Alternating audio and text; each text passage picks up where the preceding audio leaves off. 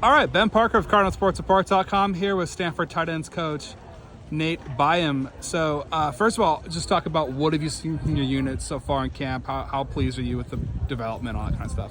Yeah, the group has been extremely physical. They've been locked in mentally, which is great to see, especially with two young freshman tight ends getting a lot of reps. For them to learn the playbook that fast is really great to see. And the guys that have been in the system feel really comfortable in it.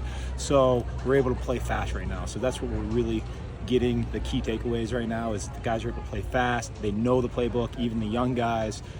So now we're really excelling and working on our techniques.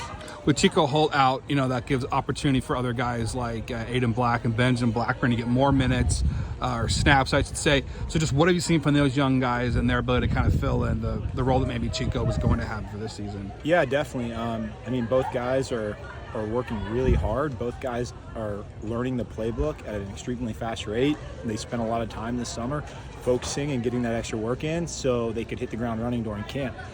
Both are competing at a high level and getting reps and competing against guys who have been here for 2, 3, 4, and even 5 years and holding their own, which is great to see, especially because they've only been on campus for such a short time. And then just with Sam Roush, what are you seeing from him? Obviously with Jurasic off to Georgia, grad transferring out, he's going to kind of be kind of the number one tight end in the room now. So what have you seen from Roush and his ability to kind of take that kind of mantle that Jurasic had last year? Yeah, he's had a steady climb. He's just been getting better and better. Every day he comes to work. He's not a guy that has a lot of ups and downs. He's very consistent. He knows the playbook inside and out. He's one of the strongest, fastest, most physical guys, pound for pound, we have on our team. And he's showing that on the football field, right? So he's a guy that we can really rely on to do whatever we need him to do. Just as far as learning the playbook is concerned for tight ends, what is the most challenging aspect of that for the new guys that are coming in, do you think? Yeah, I think it's the fact that in our offense, the tight end has to do a whole lot. We got to pass protect. We got to pass protect like a tight end, like a tackle, sometimes in the backfield doing running back things. So we got 3 different variations of pass protection. We got to be able to run block and block the 4 eyes, the outside linebackers who are really talented, or inside linebackers who are really talented and have a lot of experience. We're also trying to win on routes and field zones. So really, we're doing a little bit of everything every day, and we have to fit that in with our indie times. I know we talked about that last time, how we work our indies to get all that work in. But really, the mental stress of understanding it all and then playing fast on the snap, because it's easy to understand it in the classroom, but when it's on the field and you break the huddle and you got 5 seconds to understand it, pre-snap recognition, the defense, and play ball, the recall has to be fast, right? And these guys are getting that, and it's really great to see at a young age.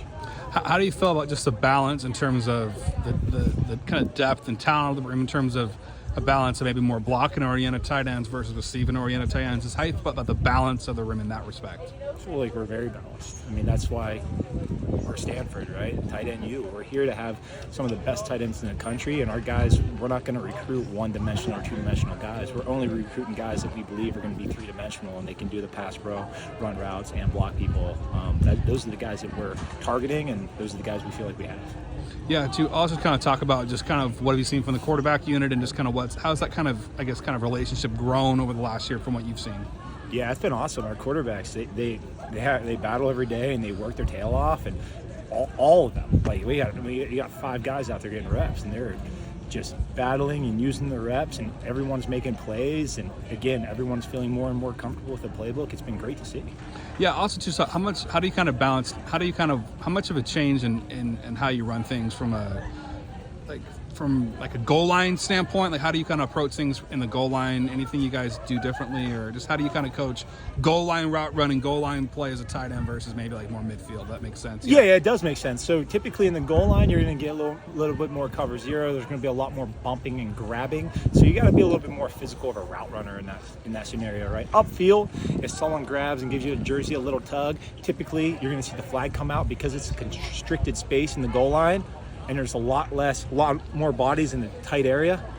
Defenders typically get away with a little bit more grab, a little bit more bump. There's more play action pass, so you have to fight through it more, right? So when you're ripping through and chopping arms off you down the goal line, you have to be strong, you have to have a balance, you have to have a base, and you got to go attack the ball at the highest point, because you're going to get bumped around a little bit more down there. So you got to be prepared for that and have the right mentality.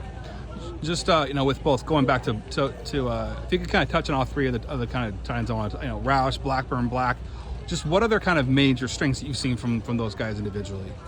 Man, individually, I mean, Sam has been consistent doing everything we've asked him to do. Benji's come in immediately and is showing that he'll have a role for us, and he can do it again, trying to do everything we can do, right? He's made some great catches in the pass game. Aiden's done a good job as well coming in and learning the playbook. And again, it's not easy for a freshman to learn this full offense, and has made some plays in run blocking and the pass game as well. So, I mean, honestly, they're all very much three-dimensional players, and they're pushing each other, which that's how you create a culture of success, and having multiple guys who can push each other, right? And they're brothers in the room. They take care of each other. They help each other. But on the field, it is a competition. We're all working to get our reps, and everyone wants more and more reps, which is great to see. Final question for you: just what do you most want to see from your unit between now and game day? Good question. Continue to just have poise and be mindful and take every rep one by one. Really, that's what I want to see. I think at this point, when you have a really good competitions going on and guys are battling their tails off everywhere, it's easy to start pressing. Our guys have done a really good job taking it play by play, and I want to see them continue to do that all the way to game day. Don't worry about tomorrow. Don't worry about next week or TCU or whatever it is. Worry about that rep or that period and continue to get better. Perfect. Thanks so much, Nate, and have a good luck rest of your fall camp period. Thank you, Ben. Appreciate it.